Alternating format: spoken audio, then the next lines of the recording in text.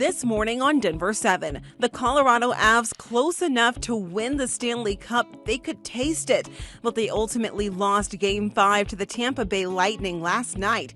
Game 6 will take place in Florida. The optimistic outlook from our Denver 7 sports team for the outcome of the series. Fans flocking to Tivoli Quad for an Avs watch party last night got out of hand. Here's video we captured downtown where festivities turned chaotic.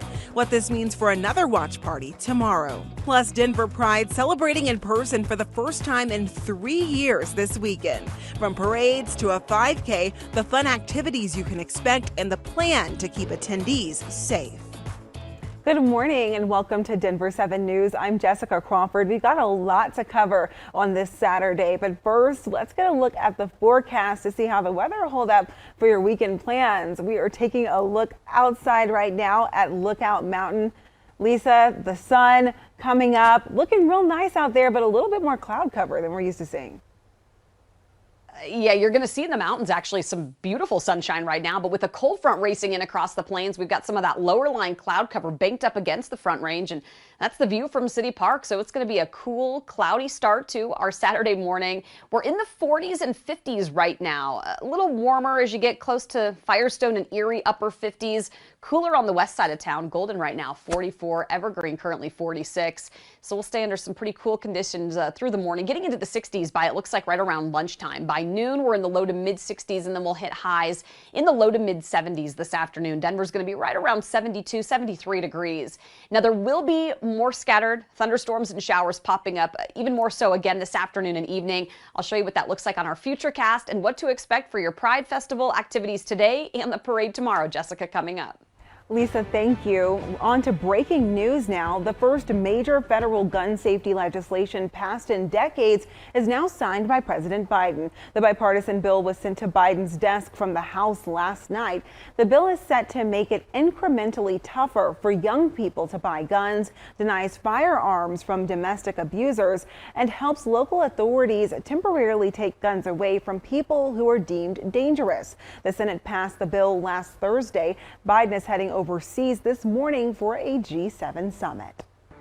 Colorado Avs fans waking up a little disappointed this morning after the team lost Game 5 against the Tampa Bay Lightning. Denver 7 sports director Lionel Bienvenu has what went right during the game and what went wrong, plus what this means heading into Game 6 tomorrow. Well, the Avs didn't get the fast start they wanted in Game 5. They did not grab the lead and finish off the Lightning. Darcy Kuemper didn't have a great game. So Tampa Bay played the desperate do-or-die game we knew they would, and the two-time defending champs are still alive. The Lightning, the Avs, and the Cup are all headed back to Tampa for Game 6. Avs were down 2-1 in the third, then Cale Makar took the shot. Andrei Vasilevsky gave up the rebound and went in off his defender's skate. We were tied at 2. Looked good, but different ending is Game 4. Andre Palat wide open in front. They got him the puck, and he got the goal past Kuemper. Lightning up 3-2 with just over 6 minutes to go, and that is the way it ended. The Lightning stole this one on the Avalanche home ice and delayed the lifting of the cup for at least one more game. They're a good team there in the Stanley Cup Finals for the third year in a row, and it's not supposed to be easy, and it's not going to be easy, and we knew that coming into this, and we knew that coming into tonight, but just felt like we, bounces, whatever. Vasilevsky had another good night. We felt good about a game, and we tied it up in the third, and obviously they created a slot shot there that squeezes through Kemp. So, it is what it is. Is what it is, and it was very disappointing in the fact the Avs had the perfect scenario to win the series and lift the cup on home ice. They outshot Tampa Bay 37-29 in Game 5. But too many penalties derailed the offense, and Vasi, you heard Gabe say, the big cat played great, made 35 saves. So the pressure's still on Tampa Bay because they're facing another do-or-die elimination game, and the Avs still lead the series 3-2. So what a Game 6 we got coming up Sunday right here on Denver 7. Hockey fans streaming into downtown Denver to watch the game at bars, restaurants, Ball Arena, and at Tivoli Quad yesterday.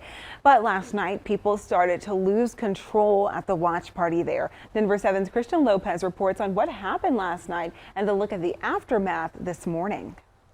The watch party had reached its capacity of around 10,000 people, and things got a little out of hand.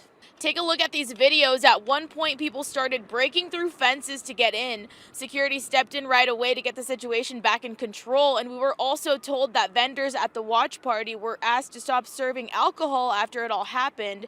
Officials were able to intervene and the party continued until the game was over, but it was scary for people at the party who witnessed what happened. Crazy down here, like people are getting way too rowdy. The cops are probably going to start tasing. Like, it's crazy. It is honestly crazy down here. They're breaking down the fences, like they're getting tackled. As of right now, Denver police has not commented on the incident, and we're working to find out if they plan to implement any changes for that watch party tomorrow. Reporting in Denver, I'm Christian Lopez, Denver 7.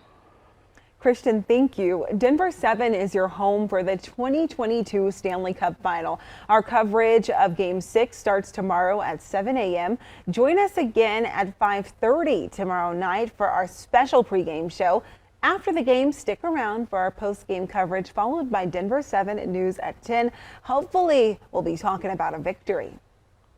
The Supreme Court has struck down Roe versus Wade. For pro-choice advocates, this was a devastating blow to 50 years of what they call progress in protecting women's rights. For anti-abortion advocates, this is a big step forward for what they consider protecting lives. And as you can see, Coloradans took to the streets yesterday to show their stances on the decision. We spoke with people on both sides about their takes on the ruling.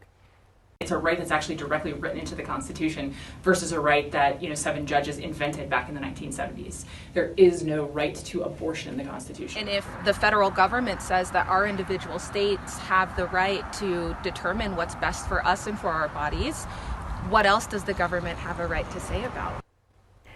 Abortion access here in Colorado is not changing. Lawmakers took protective steps this year to codify abortion access into state law. However, there is a ballot initiative making its way through the signature process to try to limit abortions in Colorado. While most of the city was out watching the Avs play, the latest Supreme Court decision is starting to weigh heavily on the LGBTQ+ community, and one founder of a pride group voiced his concerns. I know a lot of people I know within the community are very upset about it, both for women, but also because they know that, as far as the statement goes, that we're next. I know we're here celebrating, but I know a lot of people are thinking about it and worried about it. The Supreme Court hasn't confirmed that it's looking at changing the rights of LGBTQ+ people at this time. A Denver institution is closing its doors today. The push behind Bonnie Bray Tavern shutting down, and one Colorado woman baking a lifetime of memories into every cake she makes. The special group of people she's serving with these sweet treats.